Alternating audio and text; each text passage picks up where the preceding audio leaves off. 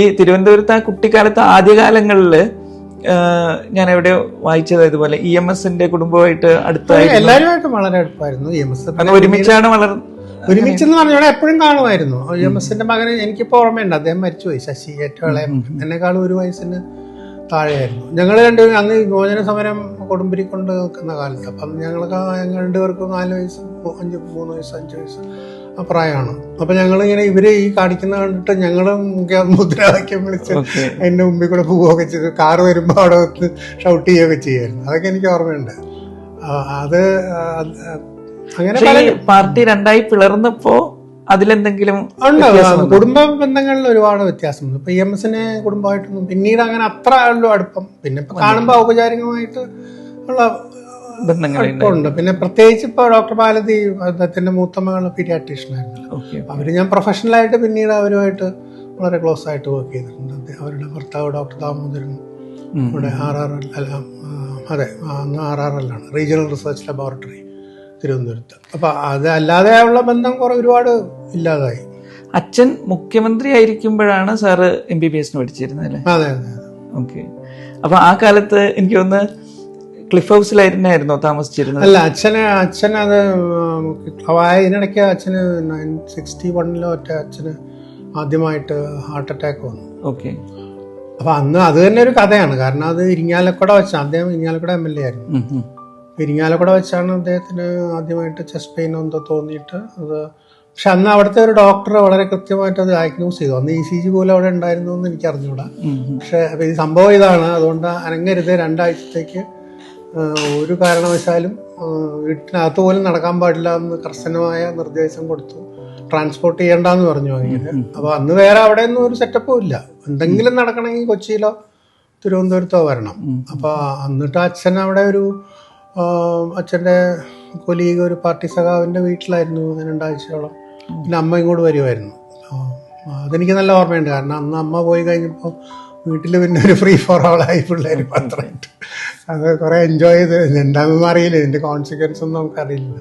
ചികിത്സ അന്ന് complete bed rest മാത്രമേ അദ്ദേഹം ചികിത്സയായിട്ട് ചെയ്തുള്ളൂ. ഭാഗ്യം കൊണ്ട് അച്ഛന് വേറെ അറുത്തിയൊന്നും വന്നില്ല. പിന്നീട് 2 ആഴ്ച കഴിഞ്ഞിട്ടാണ് തിരുവനന്തപുരത്തേക്ക് 2 ആഴ്ച 1 മാസമൊന്നും എനിക്ക് ഓർമ്മയില്ല, തിരുവനന്തപുരത്തേക്ക് ട്രാൻസ്ഫർ ചെയ്തിട്ടാണ് ഡോക്ടർ നാരായണ പൈ ആദ്യമായിട്ട് കാണുന്നത്. അദ്ദേഹമാണ് ഡയഗ്നോസ് കൺഫേം ചെയ്ത് പിന്നെ അതിനുള്ള മരുന്നുകളും ഒക്കെ തുടങ്ങിയത്. അപ്പൊ അന്ന് ഈ ചിലപ്പോ ത്രോംബലൈസ് ചെയ്യുക അങ്ങനെയുള്ളതായിരിക്കും, അതൊന്നും ഉണ്ടായിരുന്നു.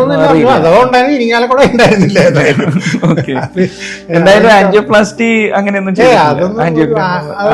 വന്നിട്ടേ ഇല്ലല്ലോ. അന്ന് ഉണ്ടായിരുന്നത് ആകപ്പാടെ മരുന്ന്, ഡ്രഗ് ട്രീറ്റ്മെന്റ് ഉണ്ടായിരുന്നു. എക്കോസ്പിരിനൊക്കെ ഉണ്ടാവുമായിരിക്കും. അതെനിക്ക് ഓർമ്മയില്ല എന്തൊക്കെ ഉണ്ടായിരുന്നത്. അത് തിരുവനന്തപുരത്ത് വന്നിട്ടാണ് പൈസാറിനെ കാണുന്നത്. പിന്നെ അന്ന് ഇവിടെ കാർഡിയോളജിസ്റ്റ് എന്ന് പറയാൻ മെഡിക്കൽ കോളേജ് ഡോക്ടർ ഗോപി ഉണ്ടായിരുന്നു.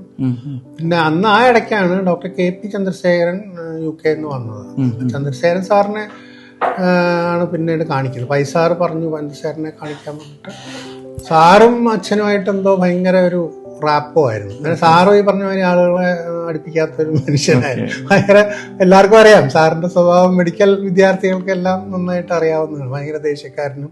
പക്ഷെ എന്തോ ഈ പറഞ്ഞ മാതിരി 2 പേരും ഒരു സ്വഭാവം ആയതുകൊണ്ടായിരിക്കും, അമ്മ എപ്പോഴും പറയും 2 പേരും നല്ല കൂട്ടാന്ന് പറയും. അപ്പോൾ സാറ് പക്ഷേ ഈ പറഞ്ഞ മാതിരി അച്ഛന് വലിയ ഇഷ്ടമായത്. കാരണം അച്ഛൻ എന്ത് പറഞ്ഞോ അതുപോലെ കേൾക്കും.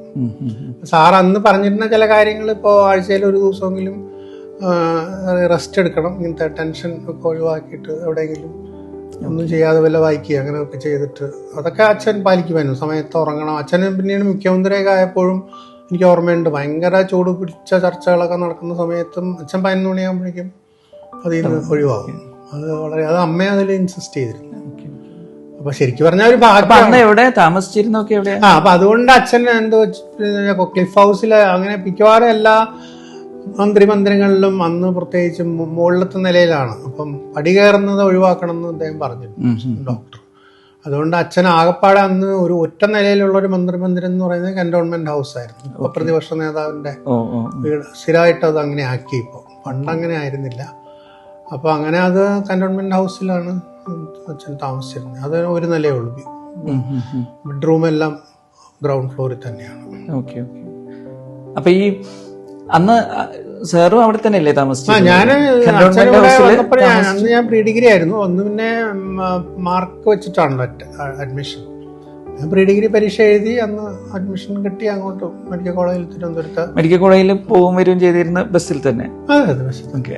അല്ല, ഞാൻ ചോദിച്ചതെന്ന് വെച്ചാൽ ഈ കന്റോൺമെന്റ് ഹൗസിൽ നിന്ന് ഇറങ്ങി ബസ്സിൽ പോയി മെഡിക്കൽ കോളേജിലേക്ക് പോയി പഠിച്ച് തിരിച്ചു വന്നിരുന്ന ഒരുപക്ഷെ കേരളത്തിലെ ഏക വിദ്യാർത്ഥി അല്ലെങ്കിൽ ഏക ഡോക്ടർ സാറായിരിക്കും. അങ്ങനെയായിരിക്കും. കാരണം അപ്പോഴത്തേക്ക് എന്റെ സിസ്റ്റർ ഓൾറെഡി MBBS പാസ്സായ ഹൗസ് വൈഫ് ക്വാർട്ടേഴ്സിലായിരുന്നു. അതുകൊണ്ട് അവർക്ക് അങ്ങനെ പോകേണ്ടി വന്നിട്ടില്ല. പിന്നെ ഒരു മന്ത്രിമാരുടെയും മക്കൾ അങ്ങനെ അല്ലേ ഇല്ല, ഞാനിപ്പോ പറഞ്ഞപ്പോഴാണ് ഓർത്തത്. അതൊരു വാസ്തവമാണ്, ശരിയാണ്. അതും ബസ്സിൽ പോയി വരും ചെയ്യും? അതെ, ബസ്, കോളേജ് ബസ്സിൽ തന്നെ. ഞാൻ അവിടെ ജംഗ്ഷനിൽ പോയി കോളേജ് ബസ്. അപ്പൊ ആ കാലത്ത് ഇപ്പൊ ഈ മെഡിക്കൽ കോളേജിൽ ഒരു മുഖ്യമന്ത്രിയുടെ മകൻ എന്ന നിലയിലായിരിക്കുമല്ലോ ഉണ്ടാവുക. അപ്പൊ അതൊരു തരത്തിൽ പ്രിവിലേജുമാണ്.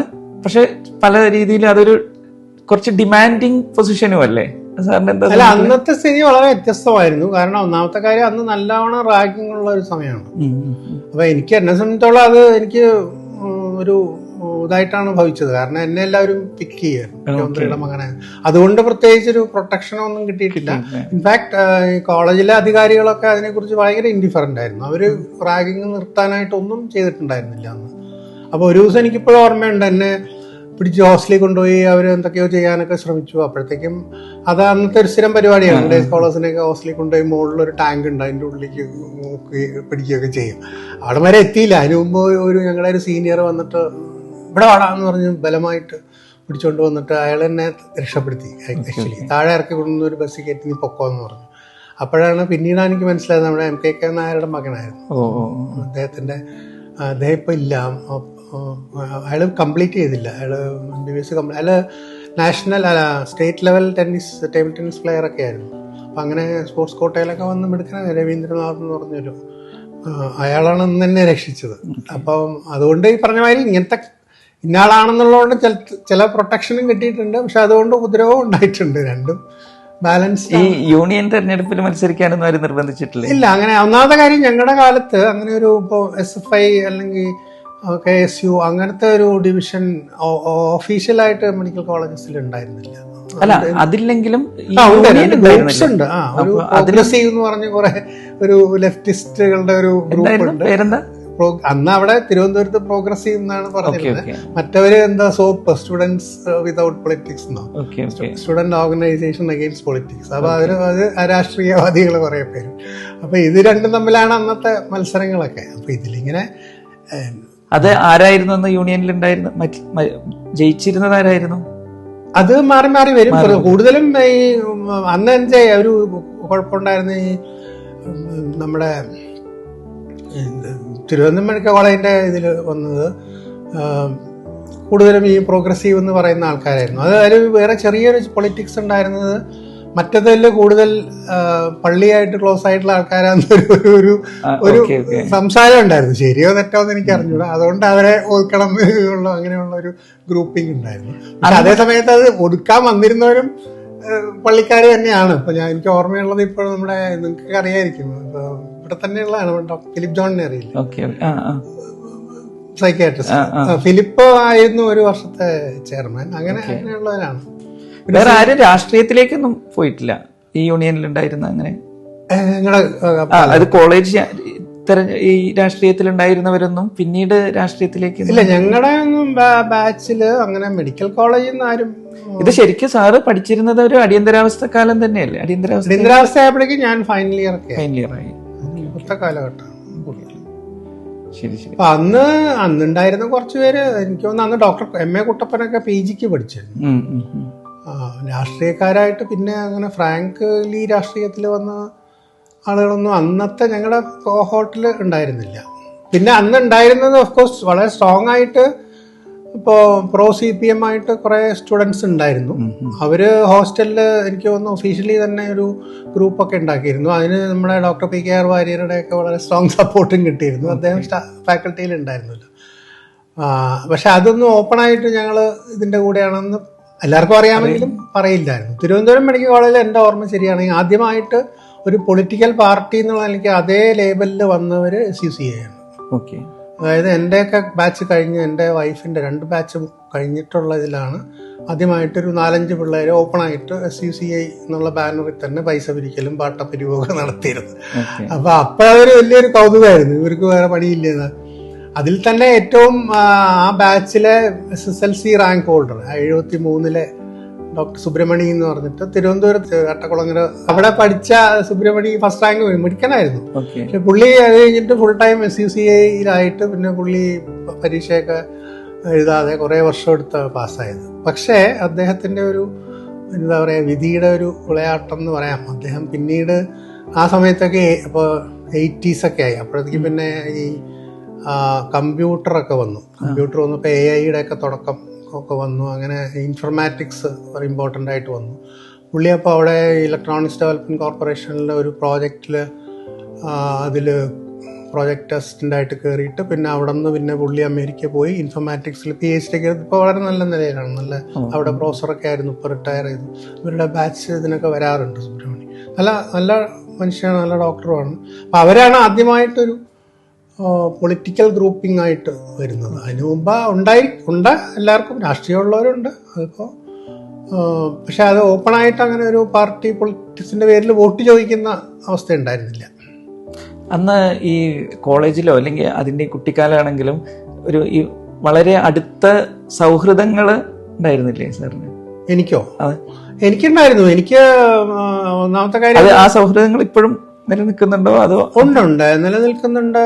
ഞങ്ങളിപ്പോൾ കുറച്ച് പേര് സ്കൂൾ കാലഘട്ടം മുതൽ ഒരുമിച്ച് പഠിച്ച കുറേ പേര് മെഡിക്കൽ കോളേജിലും അതുപോലെ തുടർന്ന് പോയിട്ടുണ്ട്. അതിലിപ്പോൾ ഇവിടെ തന്നെ കൊച്ചിയിലുള്ള ഡോക്ടർ ആനന്ദ്കുമാർ, അമൃതയിലെ ന്യൂറോളജി ഉണ്ട്. ഞങ്ങൾ 1ാം ക്ലാസ് മുതൽ ഒരേ സ്കൂളിൽ പഠിച്ച് MBBS പഠിച്ച് അങ്ങനെ. പിന്നെ അതുപോലെ ഡോക്ടർ ജയകൃഷ്ണൻ എന്ന് പറഞ്ഞ പ്ലാസ്റ്റിക് സർജൻ ഉണ്ട്, അമലയിലുണ്ട്.